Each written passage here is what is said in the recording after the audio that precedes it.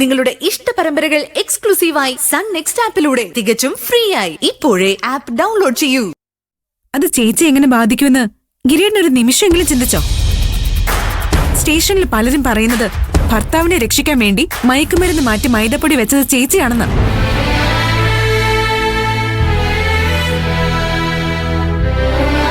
ചേച്ചിക്ക് അതുകൊണ്ട് എന്തുമാത്രം നാണക്കേട് സഹിക്കേണ്ടി വന്നു എന്ന് അറിയാമോ? പോലീസുകാർ എന്തൊക്കെ ചിന്തിക്കുന്നു എന്ന് അന്വേഷിക്കേണ്ട കാര്യം എനിക്കില്ല. ഇതാണ് സ്വാർത്ഥത. ഗിരിയേട്ടന് സ്വന്തം കാര്യം അത്രേ ഉള്ളൂ. അതിന്റെ പേരിൽ ആരൊക്കെ പ്രശ്നത്തിലായാലും ഗിരിയേട്ടന് ഒരു കുഴപ്പവുമില്ല. നീ എന്ത് വേണമെങ്കിലും പറഞ്ഞോ, പക്ഷേ കൂടെ നിൽക്കുന്നവരെ സഹായിക്കാതിരിക്കുന്ന ശീലം എനിക്കില്ല. സഞ്ജയാണോ കൂടെ നിൽക്കുന്നേ?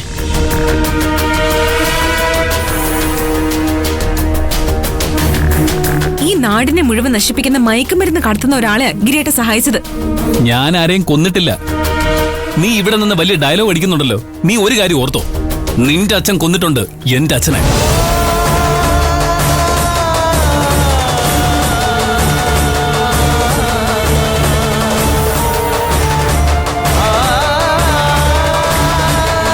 നിന്റെ അച്ഛൻ കാക്കിയിട്ടൊരു കൊലയാളിയാ. നിർത്തടാ.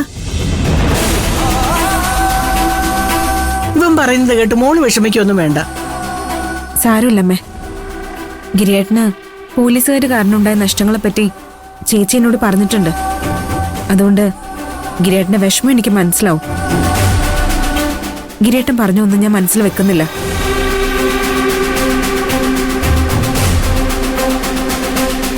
പക്ഷെ ഗിരിയേട്ടൻ വിശ്വസിച്ചാലും ഇല്ലെങ്കിലും ശരി, അന്ന് എന്റെ അച്ഛൻ ആ സ്റ്റേഷനിൽ ഉണ്ടായിരുന്നെങ്കിൽ ഗിരിയേട്ടന്റെ അച്ഛൻ ഇന്ന് ജീവനോടെ ഉണ്ടായിരുന്നേനെ.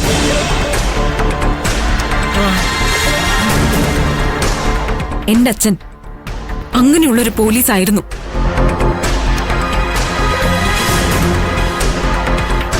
മോളെ, മഹിമേ, മോളെ.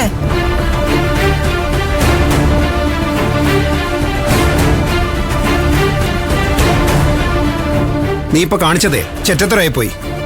എടാ, ഒന്നുമില്ലെങ്കിൽ അതൊരു പെങ്കൊച്ചല്ലേ. അവളുടെ മുഖത്ത് നോക്കി അവളുടെ അച്ഛനെ കുറിച്ച് ഇങ്ങനെയൊക്കെ പറയാൻ നിനക്ക് എങ്ങനെയാടാ മനസ്സ് വന്നത്? ആ സഞ്ജയുടെ കൂടെ നടന്ന് നീ അവനെ പോലെ വൃത്തികെട്ടവനായിട്ട് മാറുന്നുണ്ട്. ഞാൻ ഇല്ലാത്ത കാര്യമൊന്നുമല്ല പറഞ്ഞത്. എന്റെ അച്ഛന്റെ മരണത്തിന് കാരണം മാധവനാണെന്ന് ഈ നാട്ടുകാർക്ക് മുഴുവൻ അറിയാം. എടാ, അങ്ങനെ നോക്കുവാണെങ്കിൽ ഈ നാട്ടിൽ മദ്യ ദുരന്തത്തിൽ ജീവൻ നഷ്ടപ്പെട്ടവരെ കൊന്നത് നിന്റെ അച്ഛനല്ലേ?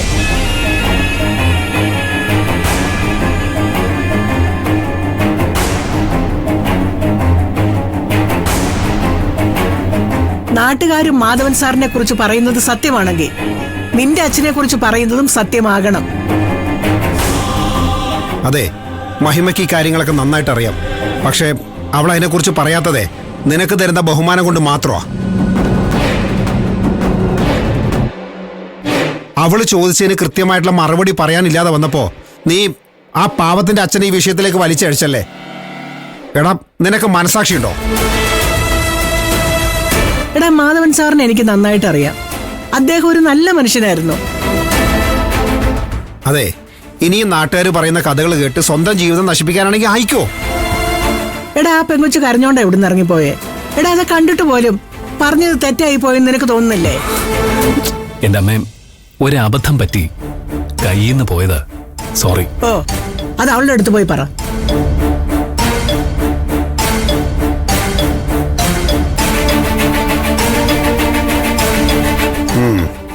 വെറുതെ അല്ല ആ കൊച്ചു കല്യാണം വേണ്ടെന്ന് പറഞ്ഞു നടക്കുന്നത്. ഇവൻ ഇങ്ങനത്തെ പെരുമാറ്റം കാണുമ്പോഴേ ആൾക്കാരൊക്കെ അങ്ങനെ തോന്നും. അവള് കല്യാണം വേണ്ടെന്ന് പറയുന്നതിന്റെ കാരണം അതൊന്നും അല്ല. പിന്നെ അവക്ക് വേറെ ആരെ ഇഷ്ടമാ. എന്നിട്ട് ആ പയ്യൻ താല്പര്യം കാണിച്ചില്ലെന്ന്. അവൻ കാരണം മഹിമയ്ക്ക് ഇപ്പൊ പ്രേമോന്ന് പറഞ്ഞ കലിയ. അതിന്റെ കൂടെ നിന്റെ ഉപദേശം കൂടി ആയപ്പോ പൂർത്തിയായി.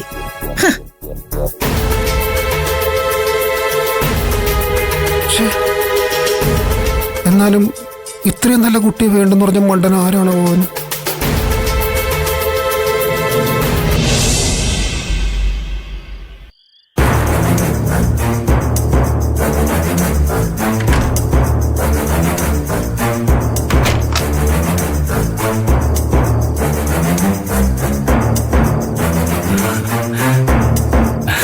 അതെ, ഞാൻ നമ്മുടെ മൂന്നന്റെ വീട്ടിൽ പോയിട്ടുണ്ടായിരുന്നു.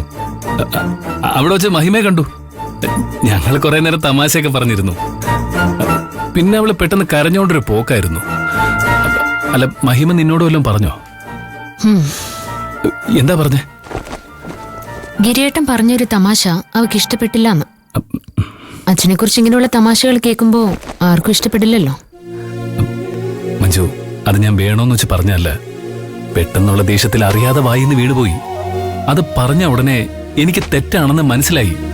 പക്ഷെ കൈവിട്ട ആയുധവും വാവിട്ട വാക്കും തിരിച്ചെടുക്കാൻ പറ്റില്ലല്ലോ. ഗിരിയേട്ടനോ അമ്മയോ എന്നെ കുത്തിനോവിക്കാൻ അച്ഛനെ കുറിച്ച് പലതും പറയാറുണ്ട്. അതിൽ പലതും ഞാൻ കേട്ട് ക്ഷമിക്കുന്നത് ഞാൻ ഈ കുടുംബത്തിന്റെ ഒരു ഭാഗമാകാൻ ആഗ്രഹിക്കുന്നത് കൊണ്ട് മാത്രം. പക്ഷേ എന്റെ അനിയത്തിക്ക് അങ്ങനെ ഒരു ആവശ്യമില്ല. അവൾ എന്നിട്ടും അത് ചെയ്തത് എനിക്ക് വേണ്ടിയാ. അവള് ഗിരിയേട്ടനോട് തിരിച്ചെന്തെങ്കിലും സംസാരിച്ചാ അതിന്റെ ദേഷ്യം ഈ വീട്ടുകാർ എന്റെ അടുത്ത് തീർക്കുന്നു പേടിച്ചിട്ടാ. ഞാൻ എത്ര അപമാനം വേണമെങ്കിലും സഹിക്കാൻ തയ്യാറാ. പക്ഷേ മഹിമ ഇതിലേക്ക് വലിച്ചഴിച്ചാ എന്റെ പ്രതികരണം ഇങ്ങനെ ആയിരിക്കില്ല. പിന്നെ നീ എങ്ങനെ പ്രതികരിക്കും? ഞാൻ ഇവിടെ നിന്ന് ഇറങ്ങിപ്പോവും.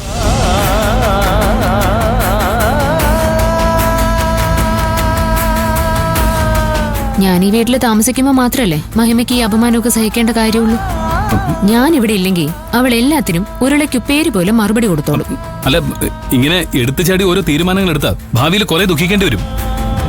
ദുഃഖിക്കേണ്ടി വരുന്നത് എനിക്ക് മാത്രമായിരിക്കില്ലേ? ഞാൻ ഇവിടുന്ന് പോയി കഴിഞ്ഞാൽ ഗിരിയേട്ടന് സന്തോഷമാവുമല്ലോ. എനിക്ക് വേണ്ടി വെറുതെ അമ്മയും സ്വപ്നയായിട്ട് വഴക്ക് കൂടേണ്ട കാര്യവും വരില്ല. അവരുടെ ആവശ്യം അത് തന്നെയല്ലേ. ഞാൻ ഒറ്റയ്ക്ക് എന്തിനാ എല്ലാവരുടെയും സന്തോഷം ഇല്ലാതാക്കുന്നു?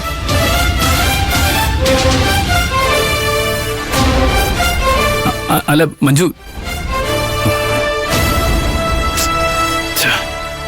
വെറുതെ ആവശ്യമില്ലാതെ ഓരോ പ്രശ്നങ്ങള്. ഇതിപ്പോ എങ്ങനെയൊന്ന് സോൾവ് ചെയ്യാ?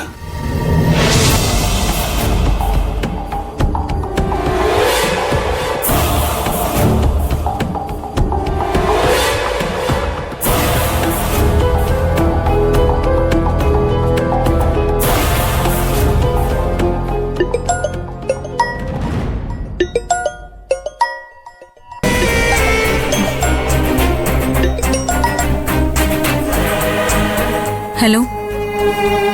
ഞാൻ പെട്ടെന്നുള്ള ദേഷ്യത്തിൽ അറിയാതെ എന്തൊക്കെയോ പറഞ്ഞു പോയതാ. നിനക്ക് നന്നായിട്ട് വേദനിച്ചു എന്ന് എനിക്കറിയാം. നീ എന്തൊക്കെ പറഞ്ഞെങ്കിലും ഞാൻ നിന്റെ അച്ഛനെ കുറിച്ച് മോശം പറയാൻ പാടില്ലായിരുന്നു. സോറി. ശരി.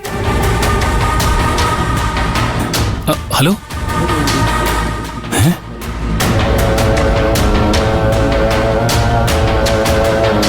ശരിയെന്നോ?